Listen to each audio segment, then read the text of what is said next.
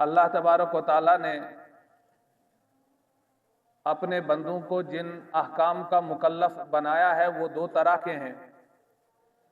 एक अहकाम की किस्म वो है जो इंसान के नज़रियात और उसके अकायद से ताल्लुक़ रखती हैं, लिहाजा ये अहकाम नज़र नहीं आते हैं और इन अहकाम को मानना पड़ता है, और इन अहकाम को मान करके ही इंसान अल्लाह तबारक व तआला की रहमत की आगोश में आ जाता है और उसके फर्माबरदारों में शामिल हो जाता है।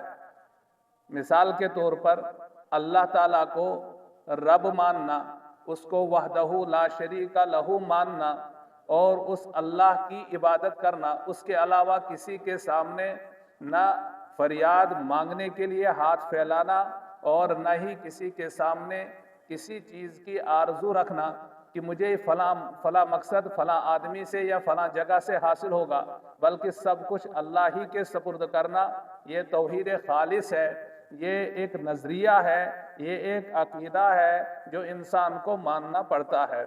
और इस मानने के साथ ही वो अल्लाह की फर्माबरदारों की फहरिस्त में जो लोग दाखिल हैं उनके अंदर शामिल हो जाता है। फिर इसके बाद फरिश्तों पर ईमान लाना, आखिरत पर ईमान लाना, कब्र के मरहले पर और उस मंजिल पर ईमान लाना कि कब्र की मंजिल है या आखिरत की मंजिलों में पहली मंजिल है। फिर इसके बाद यौम आखिरत के अंदर दोबारा उठाया जाएगा, इन सब पर एतिकाद और यकीन रखना। अल्लाह के रसूलों को मानना हालांकि उनको नहीं देखा है, अल्लाह के मलाइका पर ईमान लाना हालांकि उन्हें नहीं देखता है, अल्लाह तबारक व तआला की किताबों पर जो पहले नाजिल किया अल्लाह ने उन पर ईमान लाना, हालांकि वो भी इस वक्त सामने नहीं है, लेकिन सिर्फ इस बात पर कि अल्लाह ने फरमाया है इस पर ईमान रखना है तो इस पर ईमान रखना है। और इन चीज़ों को मानना ही इस्लाम की खिश्त अव्वल है, पहली ईंट है जिस पर इस्लाम की बुनियाद तामीर हो रही है। इस्लाम की इमारत जिस बुनियाद पर खड़ी होगी उसकी पहली ईंट यही अकीदा है, नजरिया है। तो एक किस्म के अहकाम तो ऐसे हैं जिनको मानना पड़ता है, ये अकायद के लाइन से है, और एक अहकाम की किस्म है जिनको अमलाना पड़ता है, जो इंसान को करने पड़ते हैं। ये अहकाम दो तरह के हैं। बाज़ अहकाम वो है जो बंदे और अल्लाह के साथ ताल्लुक़ रखते हैं कि बंदे और अल्लाह के दरमियान में ये आमाल हैं। मिसाल के तौर पर हमने नमाज पढ़ी तो किसके लिए नमाज पढ़ी? अल्लाह रब्बुल इज़्ज़त के लिए। हम अल्लाह के घर में इस वक्त आए तो क्यों आए? जाहिर है आप ना मेरा चेहरा देखने के लिए आए और ना यहाँ पर मेरी बात ही सिर्फ सुनने के लिए, बल्कि अल्लाह को राज़ी करने के लिए, अल्लाह का हुक्म पूरा करने के लिए आए।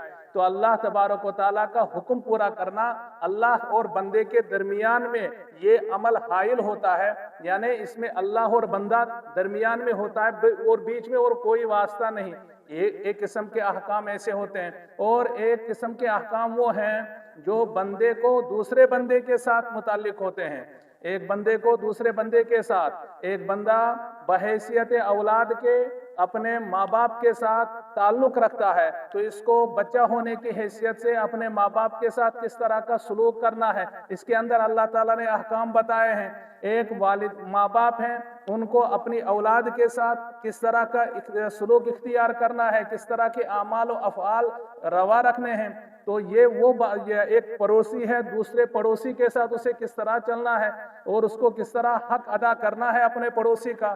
फरमाया रसूल अकरम सल्लल्लाहु अलैहि वसल्लम ने कि मेरे पास जिब्राईल पड़ोसियों के बारे में इतनी कसरत से तशरीफ लाते रहे कि मुझे अंदेशा हुआ कहीं अल्लाह तबारक व तआला पड़ोसी को मीरास में हकदार न बना दें। इतना ज्यादा पड़ोसी का हक होता है, लिहाजा रिश्तेदारों का हक है।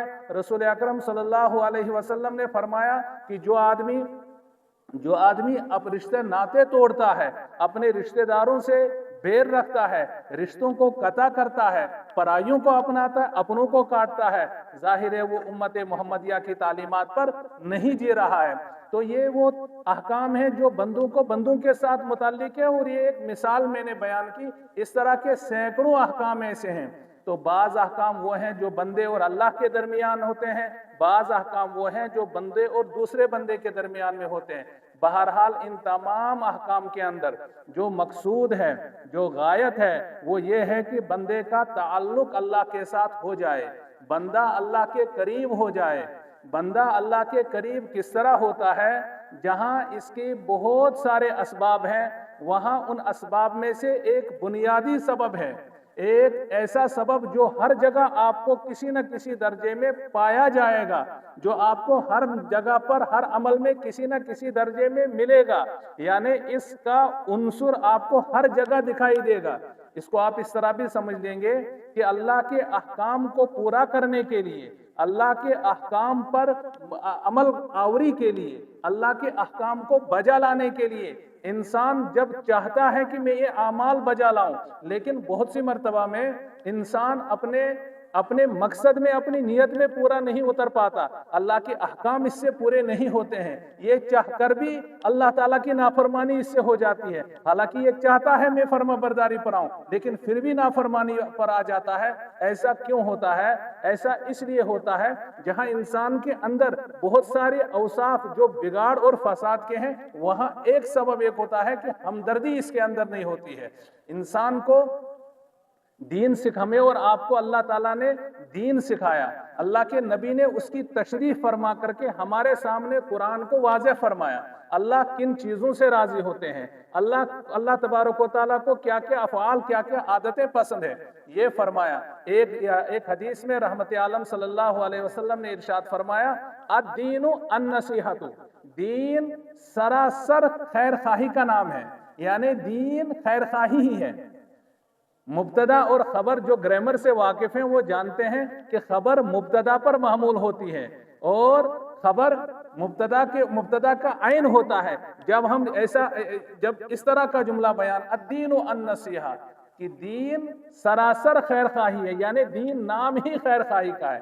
آپ دوسرے الفاظ میں اس کو یہ کہیے کہ اسلام کا دوسرا نام ہے خیر خواہی کرنا، اسلام کا دوسرا نام ہے ہمدردی اپنانا، اسلام کا دوسرا نام ہے اللہ تبارک و تعالیٰ کی ساری مخلوق کے اپنے دل کے اندر ہمدردی رکھنا، اس کا نام ہی اسلام ہے۔ جس آدمی کے اندر یہ ہمدردی ہوگی وہ اللہ تبارک و تعالیٰ کا قرب حاصل کرے گا۔ اس ہمدردی کی بنیاد پر انسان دنیا میں بھی اللہ کا قرب حاصل کرتا ہے، اور جب اللہ کا قرب حاصل ہوگا تو ظاہر ہے اللہ تعالیٰ اس کے ساتھ ہوں گے، اور جب اللہ اس کے ساتھ ہوں گے تو اس کے کاموں میں بھی اللہ کی مدد ہوگی، اس کے بولنے میں بھی اللہ کی مدد ہوگی، اس کے کاروبار میں بھی اللہ کی مدد ہوگی، اس کے ہر عمل میں اللہ تبارک و تعالیٰ کی نصرت اس کے ساتھ شامل رہے گی۔ کب رہے گی شامل؟ جب اس کے دل کے اندر ہمدردی ہوگی، جب اس کے اندر خیر خواہی ہوگی۔ اور یہ خیر خواہی اور ہمدردی ایسا عنصر ہے، ایسی صفت ہے کہ جہاں جہاں یہ پائی جاتی ہے وہاں اللہ تبارک و تعالیٰ کے قرب کی ایک مقدار اس کے اندر چھپی ہوئی ہوتی ہے۔ اللہ تبارک و تعالیٰ خود اپنی مخلوق پر بے انتہا مہربان ہے، بے انتہا مہربان ہے، اتنا مہربان ہے، اتنا مہربان ہے کہ ہم اگر حضرت آدم علیہ السلام سے لے کر آج تک، اور آج سے لے کر کے قیامت کی صبح تک اپنے دماغ سے باقی تمام کام چھوڑ کر کے صرف اللہ تبارک و تعالیٰ کی ہمدردی کی وسعتوں کا احاطہ کرنے کے لیے سوچنے بیٹھ جائیں تو ہماری سوچیں ختم ہو جائیں گی، لیکن اللہ اکبر، اللہ اس سے بھی بڑا ہے۔ اللہ تبارک و تعالیٰ کی ہمدردیاں جو مخلوق کے ساتھ ہے وہ اس سے بھی زیادہ ہے، اور اس میں اللہ تبارک و تعالیٰ کی ہمدردی میں جو اللہ کی مہربانی بندوں کے ساتھ ہے وہ فرما برداروں اور غیر نافرمانوں کو اس میں دنیا کے اعتبار، دنیا کی یعنی ہمدردی میں وہ کسی طرح کا امتیاز نہیں برتتا ہے، بلکہ نافرمانوں کے ساتھ بظاہر آپ کو لگے گا کہ ان کو زیادہ نعمتیں مل رہی ہیں۔ اللہ تبارک و تعالیٰ نے اس طرح اپنی ہمدردیاں تقسیم کی ہے دنیا کے اندر کہ کسی کو تو دنیا کے اندر ہی دینا ہے، آخرت میں اس کو کچھ نہیں ملنا ہے، اور کسی کو آخرت میں بھی دینا ہے۔